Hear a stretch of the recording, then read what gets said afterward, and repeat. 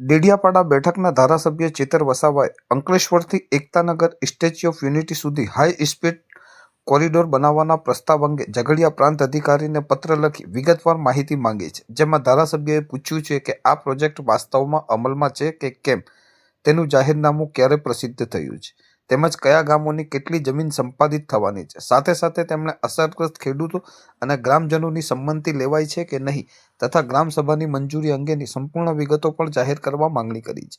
ગ્રામજનોમાં ફેલાયેલી અફવાઓ વચ્ચે હકીકત સ્પષ્ટ કરવા માટે તંત્ર દ્વારા તાત્કાલિક માહિતી જાહેર કરવી જરૂરી હોવાનું ચેતર વસાવાએ જણાવ્યું છે. ઉલ્લેખનીય છે કે ઝઘડિયા તાલુકાના રાજપારડી ગામે પણ આજે એક ગ્રામસભાનું આયોજન કરવામાં આવ્યું હતું, જેમાં ગ્રામજનો દ્વારા આ હાઈ સ્પીડ કોરિડોર મુદ્દે પણ ચર્ચા કરવામાં આવી હતી. ગ્રામજનોએ તંત્રને પૂછ્યું હતું કે જે જમીન સંપાદન, વળતર અને અન્ય અસરગ્રસ્ત બાબતો અંગે યોગ્ય આયોજન કરવામાં આવ્યું છે કે નહીં. અંકલેશ્વરથી સ્ટેચ્યુ ઓફ યુનિટી જતા માર્ગમાં આવતા ગામોના ખેડૂતો અને અસરગ્રસ્ત લોકોમાં ચિંતા ફેલાઈ છે. આવનાર દિવસોમાં આ મુદ્દે તંત્ર સામે વધુ પ્રશ્નો ઊભા થશે કે કેમ, અથવા અંકલેશ્વરથી ઉમરલા તવડી અપૂર્ણ ફોરલેન માર્ગની જેમ આ માર્ગની કામગીરી પણ અડચણોમાં ફસાશે, તે જોવાનું રહેશે.